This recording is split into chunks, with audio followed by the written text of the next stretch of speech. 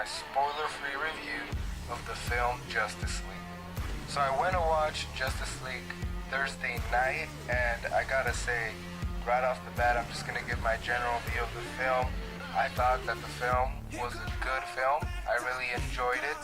It's not bad like a lot of you may have heard. At least in my opinion, I think it's a good film. I really enjoyed being in the theater. I felt that my money was well spent, that it was a good investment. So just right off the bat, it's a good film. I highly recommend you go with your friends, with your family, and just have a good time. Is the film perfect? By no means. The film is not perfect. It has a lot of problems. It has a lot of, issues. But nonetheless, it's a good film. So what I want to do is I want to start off with pros, and then I'm going to head over to the cons. And then at the end of the pros and cons, I'm going to give the film a rating. So let's start with the pros.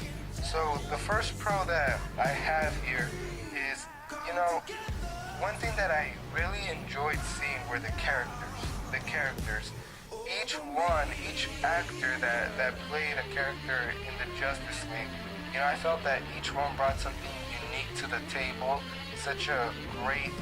They added such a great touch to each character, and, especially Jason Momoa with Aquaman and Ezra Miller as the Flash. I think both of them, did something great and something awesome with their characters. I really liked the fact that Ezra Miller as the Flash was, he's just really funny, and I liked that every single thing that he did, everything that he said, because literally when you watch the Flash, it's like watching a kid in the Justice League.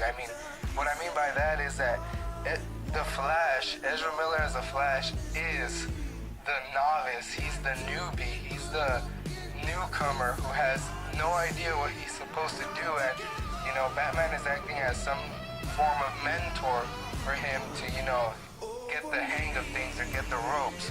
But it's just funny how everybody has experience in crime fighting,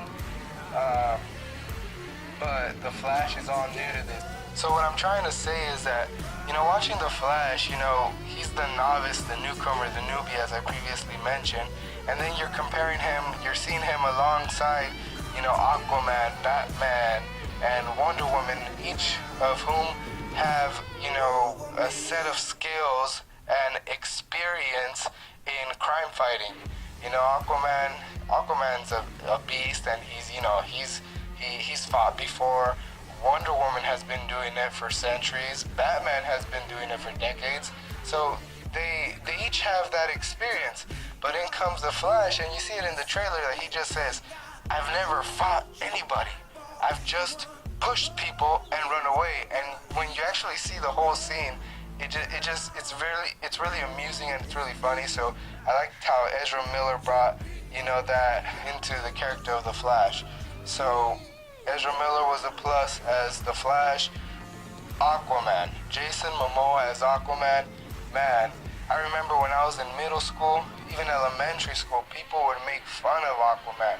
Oh, because he talks to fish, and you'd see all these memes, about Aquaman. If there was one superhero that people made fun of, it was Aquaman. He would always be the punchline in all jokes.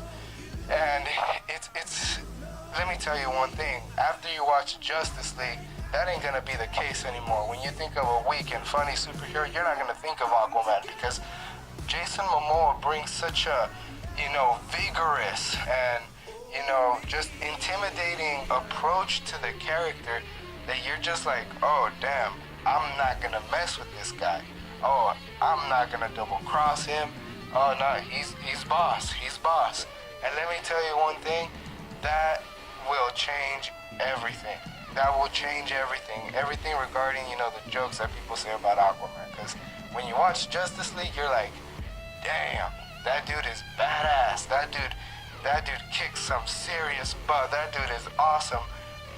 A lot of kids are gonna start saying, I want to be Aquaman, instead of saying, I want to be Superman, I want to be Batman, they're gonna say, I want to be Aquaman. And Jason Momoa did such a good job as Aquaman. He brought such a fresh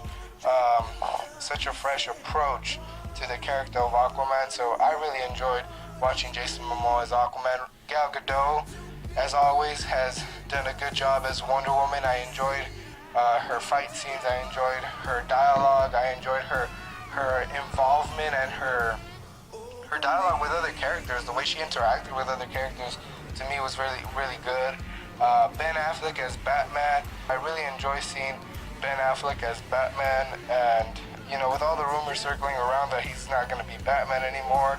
I mean, I hope they aren't true, but it'd be really sad to see him walk away from the Batman persona. So, but nonetheless, he did a good job as Batman. I really liked how he was, coordinating the team, and he was, leading the team, and it was just good to see him as Batman again. He did a good job. And well, moving on to another pro, I felt like I really liked the fact that each character got proper screen time. It's really hard to give each character his or her own proper screen time, because it's like it either goes one way or the other. Either one character gets more and one doesn't get enough. But like I said, I really liked the screen time they gave each character. I also liked, here's another pro, the Batman and Wonder Woman role. What the roles they had, they were like the parents of the Justice League. They were like the pioneers. You get me? I really liked how they were the ones calling the shots, guiding the rest of the members of the team, right? And like I said, kind of taking like parental roles, especially with the Flash, the newbie, the novice. I also like the little teases, and I do mean little teases of the flirtations going on between Bruce and Diana, between Batman and Wonder Woman. I really like that. I wish they could have showed a little bit more. Another pro are the action sequences. I really enjoyed the action sequences in the film. The action sequences in the movie here, they're really good, and I felt that there was way more action sequences here than there was in BVS. BVS was more dialogue than in action. So whereas Justice League, it had more action and it had dialogue. So I really enjoyed the action sequences. I wish they could have, cleaned it up a little bit. That maybe that's just me, but I felt that they could have cleaned it up a little bit more, or they could have extended some action sequences. Another pro for me was the better pacing than BVS. I felt this film had way better pacing than Batman vs. Superman did. I felt that Batman vs. Superman really dragged a lot. The pacing was very slow, whereas here in Justice League it's faster. As well as Superman's return. I feel that Superman's return was handled very nicely, and especially when he comes back to life. I mean, I'm not gonna say anything more, but I really enjoyed what happens, when he comes back to life. Another pro for me was the post-credit scenes. I mean, I know you've been hearing about this a lot. I'm not gonna say anything regarding what happens in these post-credit scenes. Just know that there are 2 of them. Stay to the end of the film. I really enjoyed these post-credit scenes. Well, that's practically it for the pros. Now let's move on to cons. So one of the most notable cons in the film is CGI. Like the extensive and sloppy use of CGI. Like they really needed to clean up the CGI a lot in this film. The CGI was sloppy with Steppenwolf. Henry Cavill, as many of you know, he had a mustache during some of the shoots of Justice League, and well, I mean, you could notice that there was CGI trying to cover up that mustache, so that was evident. Another con that I have is that details could have been added to this film. Like I said that in my pros that the pacing was better than BVS, but like I said, the pacing wasn't perfect, and I felt like sometimes the pacing was too fast, so you really couldn't, savor some of the scenes. Another con is the villain. Steppenwolf, when he was announced, everybody, went crazy because, Steppenwolf, Darkseid's uncle, this is gonna be insane. The Justice League's gonna be up against potent threat, and he was, he was a potent threat. But I feel like, aside from the CGI, I feel like I feel like he could have been done better. You get me? And that's not a problem with just DC. That's a problem with a lot of villains in superhero films.